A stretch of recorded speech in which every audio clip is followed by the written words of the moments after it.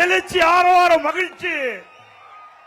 இதுவே நடைபெறுகின்ற சட்டமன்ற பொதுத் தேர்தலில் அண்ணா திமுக வெற்றி பெறுவதற்கு இதுவே சான்று.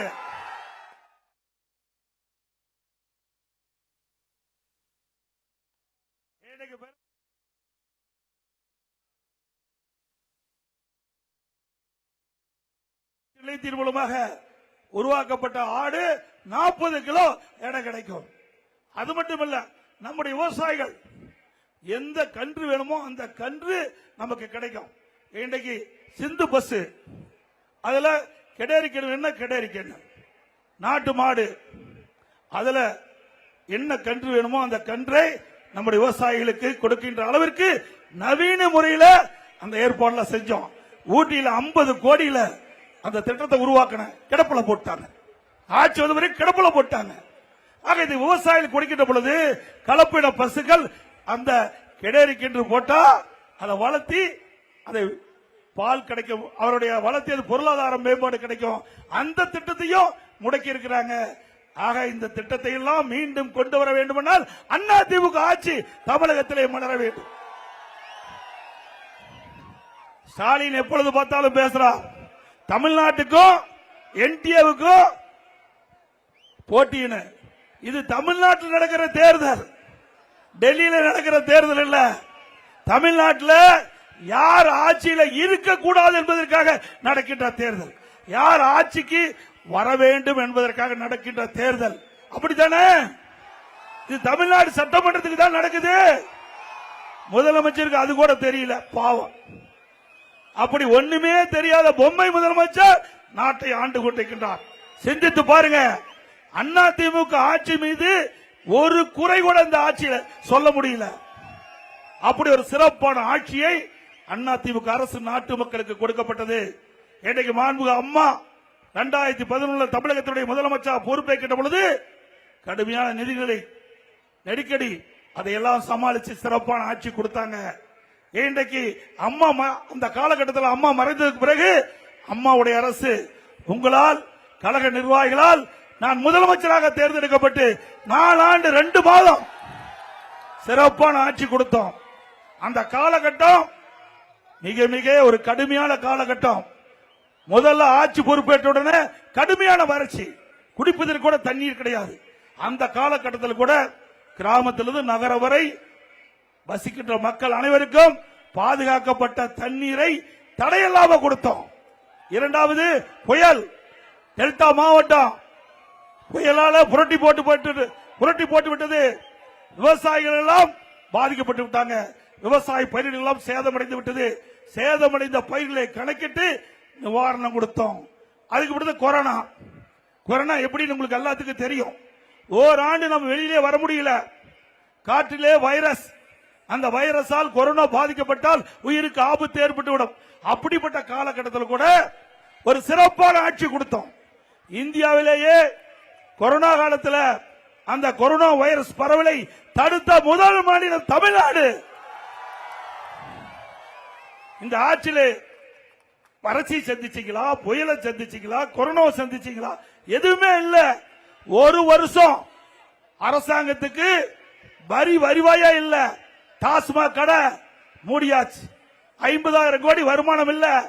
ரோட் டாக்ஸ் வருமானம் கிடையாது. பத்திரப்பதிவு வருமானம் கிடையாது. ஜிஎஸ்டி வருமானம் கிடையாது. எக்ஸைஸ் கிடையாது. அதே போல பெட்ரோல் டீசல் விற்பனை கிடையாது, மூடப்பட்டிருந்தது ஒரு வருஷம். இப்படிப்பட்ட காலகட்டத்தில் கூட இந்தியாவிலேயே மைனஸ் ஆகாம, பொருளாதார நெருக்கடி இல்லாம நிதி மேலாண்மையை சரி செய்த ஒரே மாநிலம் தமிழ்நாடு. இன்றைக்கு என்ன, வறட்சி வரல, புயல் வரல, வெள்ளம் வரல, கொரோனா வரல. வருமானம் 24-25ஆம் ஆண்டு அரசாங்கத்துக்கு வந்த வருமானத்தை விட இப்பொழுது 1,36,000 கோடி இந்த அரசுக்கு கூடுதலா வருமானம் வருது. இப்படி கூடுதலா வருமானம் வந்து கடன் வாங்கிட்டு இருக்கார். இந்த ஆட்சி பொறுப்பேற்று 5 ஆண்டுல 5 லட்சம்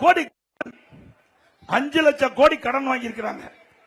இன்றைக்கு தமிழ்நாட்டில் இருக்கின்ற மக்கள் மீது கடன் சுமை சுமத்தியதான் இந்த ஆட்சியுடைய சாதனை. வேற எந்த சாதனையும் கிடையாது. இந்த கடன்ல நீங்க தாங்க கட்ட வேணும். என்னமோ வந்தோம் பேச்ச கேட்டோம் போனோம்னு நினைச்சுக்காதீங்க. இதையெல்லாம் தமிழ்நாடு மக்கள் தான் இந்த கடனை கட்டியா வேணும். எப்படி கட்டுறாங்க? வரி போட்டு வரி மூலமாக வசூல் செய்தான் கடனை கட்ட வேண்டிய சூழ்நிலைக்கு தள்ளப்பட்ட அரசாங்கம். நம்ம தமிழ்நாட்டு மக்களை கடனாக்கி அரசாங்கம் தேவையா? ஒரு பக்கம் வருமானம் அதிகம், ஒரு பக்கம் கடன் வாங்கிட்டு இருக்கிறீங்க. புதிய திட்டம் அல்ல. என்ன திட்டத்தை கொண்டாந்தீங்க? எந்த ஒரு புதிய திட்டத்தையும் தமிழ்நாட்டு மக்களுக்கு கொடுக்கல. இதே அதிமுக ஆட்சி இருந்தது, ஒரே வருஷத்துல 11 அரசு மருத்துவக் கல்லூரி மருத்துவமனை கொண்டாங்க. 11 அரசு மருத்துவக் கல்லூரி மருத்துவமனை. அதனால ஏழை எளிய குடும்பத்தில் பிறந்த மாணவ மாணவி இன்றைக்கு மருத்துவ கல்வி கிடைக்கக்கூடிய சூழ்நிலையை உருவாக்கி கொடுத்தோம்.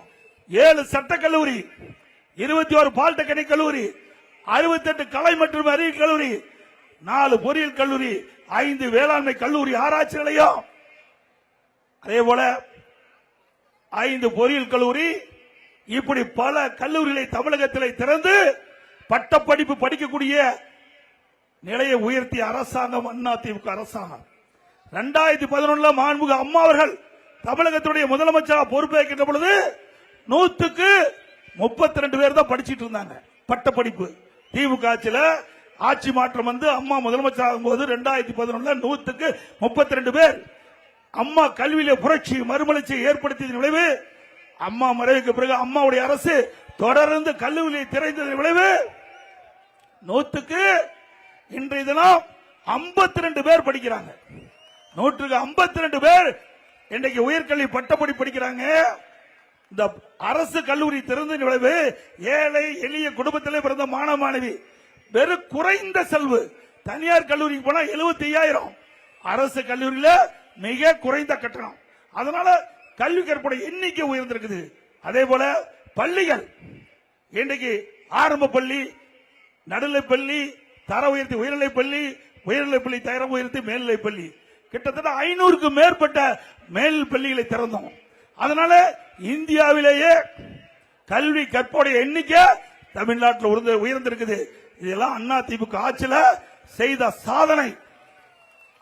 அது மட்டும் இல்ல, கொரோனா காலம் 11 மாசம் ரேஷன் கடையில விலையெல்லாம் அரிசி கொடுத்தோம்ல, எங்க கொடுத்தோமா? சக்கரை கொடுத்தோம், எண்ணெய் கொடுத்தோம், குடும்பத்துக்கு 1000 ரூபாய் கொடுத்தோம். அந்த காலகட்டத்தில் வருமானமே கிடையாது அரசாங்கத்துக்கு.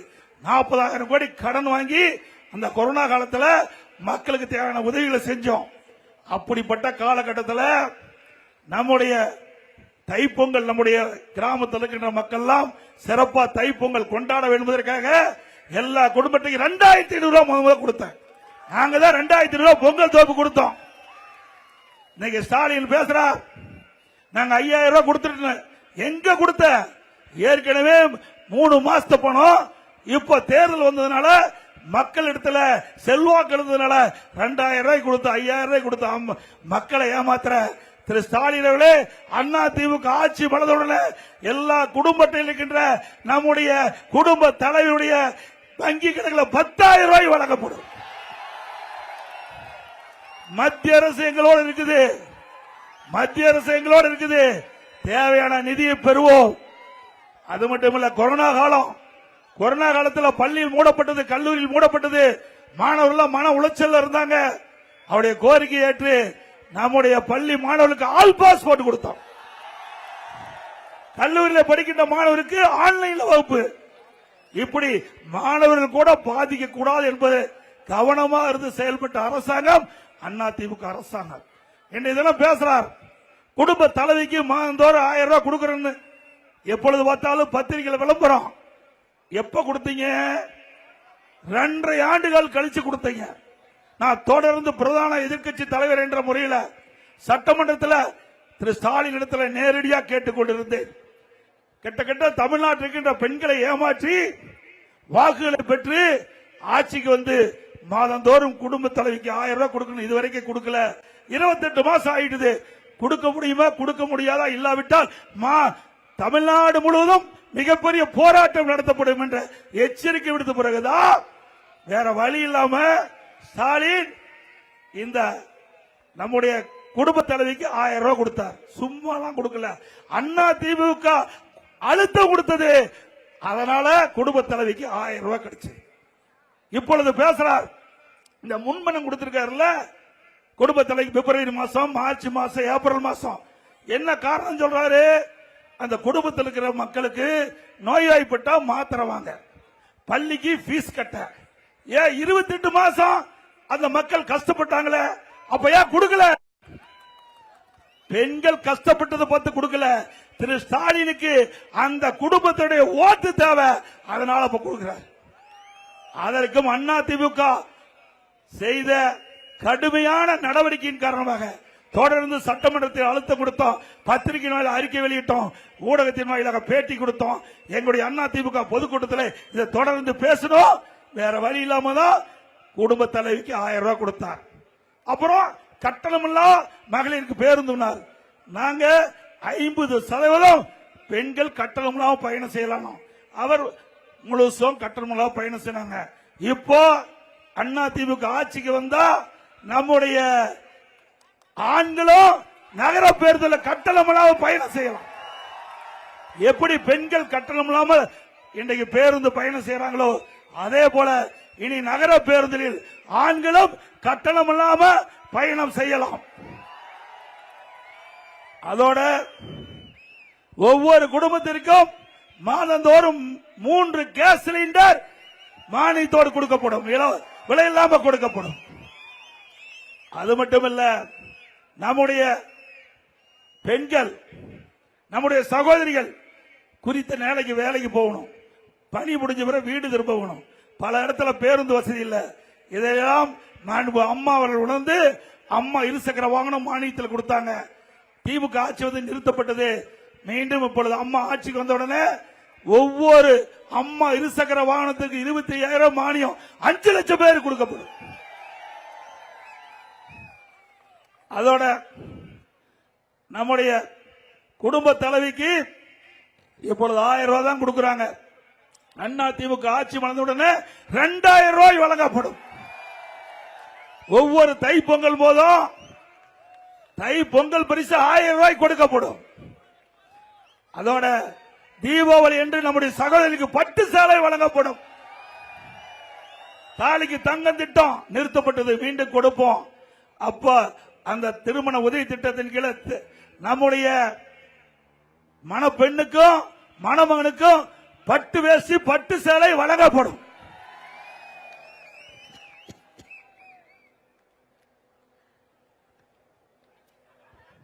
இளைஞர்கள் வங்கியில் வாங்கிய கடன் ரத்து செய்யப்படும். அண்ணா திமுக ஆட்சிக்கு வந்த அதே போல இந்த 100 நாள் வேலை திட்டம் திமுக ஆட்சியில் சொன்னாங்க, ஆட்சிக்கு வந்தா 150 நாள் உயர்த்தப்படும். உயர்த்தவே இல்லை. பல முறை நான் சட்டமன்றத்தில் கோரிக்கை வச்சேன். தேர்தல் நேரத்தில் கொடுக்கப்பட்ட வாக்குறுதியை நிறைவேற்ற வேண்டும் என்று திரு ஸ்டாலினிடம் நான் கோரிக்கை வச்சேன். நிறைவேற்றவே இல்லை. மத்திய அரசு சொல்லி அதிமுக அழுத்தம் கொடுத்து மத்திய அரசாங்கம் 100 நாளத்தை 125 நாளா உயர்த்திருக்கிறாங்க. பிளே ஸ்டோர் மற்றும் ஆப் ஸ்டோரில் இருந்து பாலிமர் செயலியை QR கோடு மூலம் பதிவிறக்கம் செய்யுங்கள். செய்திகளை உடனுக்குடன் பெறுங்கள்.